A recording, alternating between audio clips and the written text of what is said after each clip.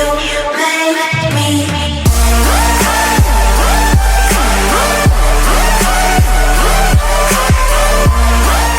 What is going on, guys? We're back with some more Dragon Ball Z Dokkan Battle videos, and we're talking about the brand new full power Super Saiyan 4 Goku that just dropped on JP, the most recent Dokkan Fest card. This is a pre-recorded video, so obviously you're going to be seeing the awakening process of the card. You're going to be seeing the team that I built. You're going to be seeing some gameplay about the card as well in his very own event. So hope you enjoy the video.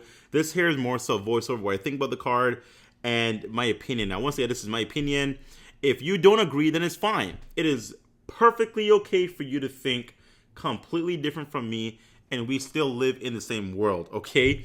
Just because I have different views and different opinions and different thoughts and different ideas from you doesn't mean that I'm a motherfucker or I'm a dick or whatever, okay? So, you know, comments can be quite harsh, and, you know, once you voice your opinion, you know, you put your shit out there, people can disagree and whatever. So my opinion, guys, so just calm down.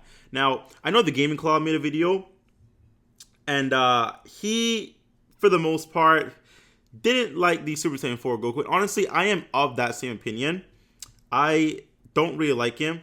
Because I don't like him, that doesn't mean he's bad. That doesn't mean he doesn't hit hard. That doesn't mean he doesn't have a good leader ability. I didn't say that, okay? I said I don't like him. Now, I'm going to tell you why I don't like him. And at the end of it, it's all opinion based. So what you can do is you can voice your very own opinion down below about the Super Saiyan 4 Goku card. What you think, what you do like, what you don't like, let me know down below. But this is going to be a video as to what I think, okay? I will say the good and I will say the bad, and then I'll try to come to some kind of conclusion as to where he's in the middle. So going to be talking about the good, you know, because I don't want to rip the card, just like say he's trash altogether. Very good card art. I do like the SR card a bit more than the Dokkan Awakening card art.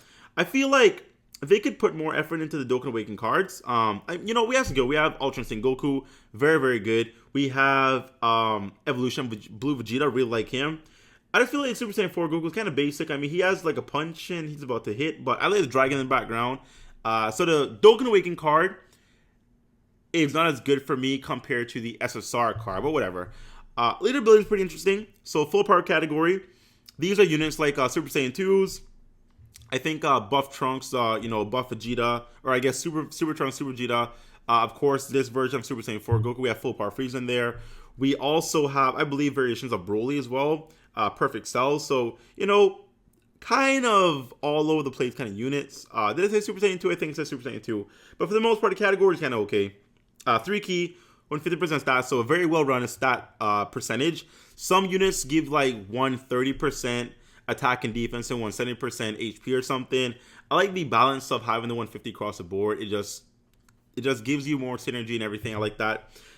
Secondarily ability, which is unimportant, but we mentioned it. 3 key, 90% stats for super attack. That's whatever.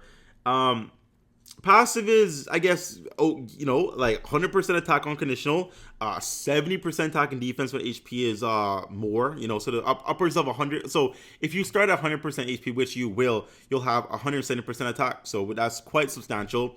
He does tank a little bit because, of course, he has the defense increase. So that's pretty appropriate, I guess I should say.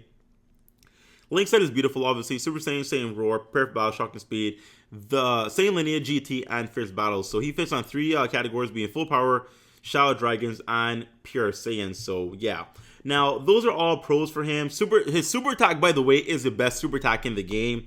Love it, love it, love it. Don't even fucking debate me. Best super attack in the game. LRs and everything included. He has #1, okay? Now that we got the good out the way, now that we have the things I like about the card, what do I not like? What can I possibly say about this card that is just bad, okay? #1, greatly lowering defense. What the fuck is that? What? Like, why? So you have a card of this caliber, right? A Dokkan Fest card, Super Saiyan 4 Goku, okay? Greatly lowering defense is probably the worst super attack mechanic in the game. Stunning is better. Stealing is better. Raising attack is better. Raising defense is better. Health regeneration is better. Literally, give me anything. Like, lowering attack is better. You know, like, it doesn't matter what it is going to be better than greatly lowering defense, because greatly lowering defense is supposed to equate to more damage output, but the amount of damage extra you do once you lower the opponent's defense is so minute, it doesn't matter. It really doesn't matter, okay? The majority of bosses these days, you can't lower their defense. They have stat element resistance, so you can't do anything to them. So this probably won't be that useful at all, like more than half the time. When it is used, it's pretty much ineffective. So he pretty much has immense damage and nothing else. Like, I don't look at his greatly lowering defense as anything to count because it does nothing in the game. So for me, he's just a unit that has an immense modifier, and that's it. Like, the lowering defense means nothing to me. I hate it. It does nothing. It is complete and utter trash. If you want to debate me, let's hear it down below, but I don't like it. Next to that, medium chance to evade enemy super attacks and counter with tremendous force, okay? So we had Super Saiyan 4s drop for second anniversary, and with them came the medium chance to evade and counter super attacks, okay? So that was damn near a year and a half ago, okay? That was a long time ago, right? So you would think these days they would drop a card with an updated version of that, like a Super Saiyan 4 Goku with a high chance to evade, okay? The mechanic itself really isn't good because it is so situational. You first of all need to put a card in a spot that you think they're going to be a super attack. Then there's a chance for him to counter that. So you have to play chance and chance, okay? A chance for the super attack to be there, a chance for him to counter the super attack. Like, it's a very, very low chance of that even being a factor in the boss battle, all right? Super Saiyan 4 Gogeta has a, 70% chance to counter super attacks, which is high enough for it to be pretty decent, right? But, you know, like, what if you put him in a slot to where there's no super attack? You just fucked up. There's like 2 units in the game or something that where you can see, well, there's one, there's Jace. He shows you where the super attacks are, but you're not really going to be running him on every single team just to accommodate these 2 units, this unit's passive, or the units that have this mechanic's passive. So, yeah, they should have given him high chance. They should have given him high chance. Like, why not? Like, he's an updated version of Super Saiyan 4 Goku. You know, he's the newest Dokkan Fest card. Why would you not give him the highest chance to counter super attacks to make him that much better from his STR variant? Why wouldn't you do that? They didn't do that, so he's kind of whatever. Honestly, there's not much that's wrong about the card. He's just somewhat generic, and that is just not interesting, like, at all, to be honest. That's just one of my main things about the card, guys. I just feel like the super attack mechanic was wasted. You know, I understand they gave him the unconditional, well, not really unconditional defense increase because he does have 70% attack and defense. The higher HP you have, obviously, so they can't really give him the additional defense stacking like the STR one. But they could have given him, bro, I don't know, man. They could have given him raises defense to allies. I'll take that.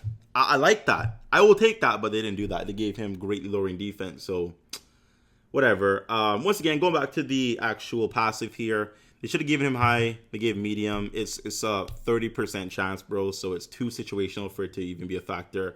So to me, that it just doesn't happen too often for it to be very relevant. You can't count on it, obviously. Honestly, like, I only have like 2 drawbacks I don't like about the card. For me, they're actually massive drawbacks because they could have included something else as passive. They could have given high chance.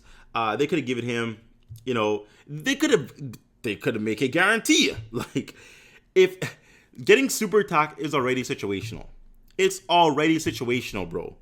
So if you put him there and there's a super attack, why not make it guaranteed? You know, they should have lowered, you know what? I would have been fine if he got 50% attack and defense, the higher your HP is, but made the chance to counter super attacks guaranteed. Like, yes, very, very good. I would have been so okay because you can rely on him, like 100% rely on him to counter that super attack. We have cards in the game that are guaranteed countering normal attacks. Why can't we have a card in the game that guaranteed counter super attacks? Why not? Why not? It's not too busted. Like, what? So, because obviously you're not going to be able to tell where the super attacks are if you don't have a unit like Jace. So obviously if you run Jace with this guy, that's kind of busted, but Jace doesn't link up with him like at all for any link at all. Like, there's nothing. So pairing them up will actually have you losing attack because it's not going to have any attack links or key links at all active. So you don't really want that, honestly. But just an example, obviously.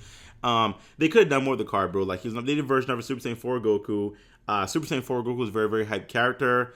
They could have given him some cool stuff. They could have done something new. He's somewhat generic. You know, he's just a hard hitter. Like literally all he does is hit hard. He can tank a little bit if you have some ore investment. But he doesn't have a stupendous. He doesn't even have a super attack mechanic at all. Great lowering defense is nothing. In my opinion, he doesn't have any super attack mechanic at all. The medium chance to evade super attacks is very underwhelming and very unreliable. So, you know, they could have made him better. They really could have pushed for this card to be like maybe, I don't want to say game breaking because we don't really need another game breaking card. We really don't need that. We need very unique cards. Like, for example, I think the Future Gohan's pretty unique. He, for every turn, you actually get an increase to damage reduction, which is nice. I've never seen that before. I think Super Saiyan Blue Evolution of Vegeta, he has 2 additional attacks guaranteed. And I think the more you get hit, his crit chance goes up or something like that. I don't know, but there has been unique cards in the past that they've been dropping. So this card is kind of a step back for me. They didn't really progress this card. They gave him a very, very old, outdated, and useless mechanic. Great lowering defense.